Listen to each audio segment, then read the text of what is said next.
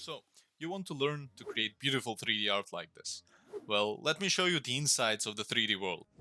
We will go through the 3-step process every 3D artist goes through, and I will explain and expand on them as we go. Ready? Let's go. First, let's cover some basics so you can understand me going forward.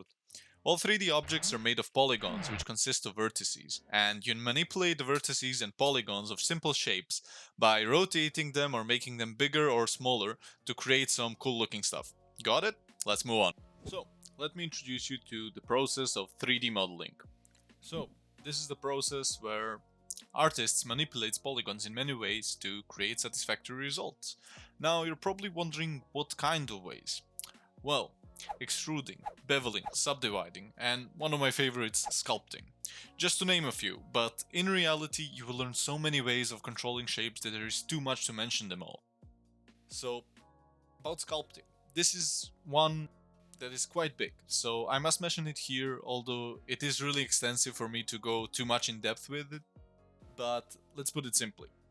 You get some simple 3D object out like a sphere or a cube, and you make it so it has a lot of polygons by subdividing it or some other methods like Dynamesh and ZBrush.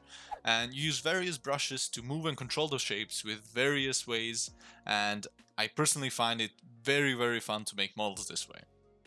Now, onto something a bit more complicated. Let me introduce you to retopology and baking.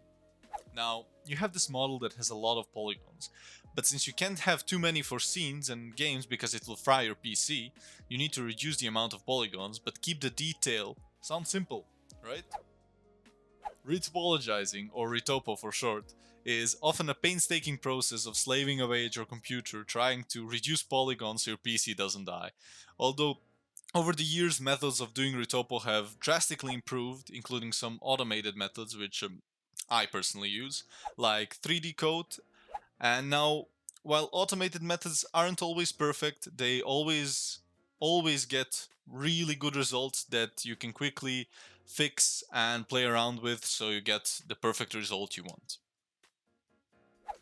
So, you have made it to step 2, texturing.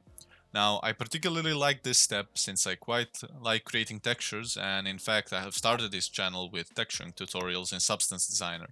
Now, my go-to programs for creating textures and texturing a 3D object in general are Substance Designer and Substance Painter respectively. Before I go into texturing, which is actually pretty straightforward, we must move a step back to explore UV unwrapping. What is UV unwrapping and why is it important? Well, to put things simply, textures are 2D maps that need to be put on a 3D object, and a UV map tells the texture how to apply itself onto a 3D object. After we have the said UV map, we can now apply texture maps onto it. Once applied, you can see the results on your cube.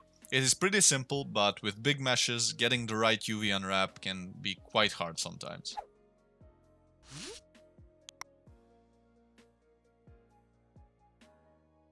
Well, at this point, you've made it. You built your 3D model, retopologized it, unwrapped it, put a bunch of cool looking textures onto it, and now it's time for rendering.